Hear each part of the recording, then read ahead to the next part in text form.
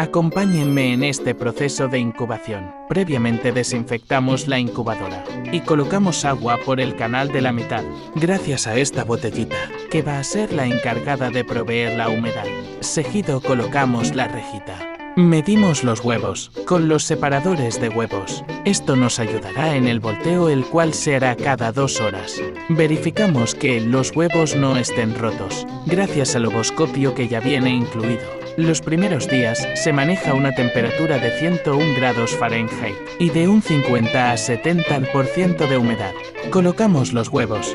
A 7º día, revisamos cuáles fueron fecundados y se encuentran en desarrollo. Faltando una semana para su nacimiento, aumentamos la humedad y disminuimos levemente la temperatura. La incubadora debe mantenerse bien cerrada y al finalizar los 18 días tenemos el nacimiento de estas pequeñas codornices. Fin.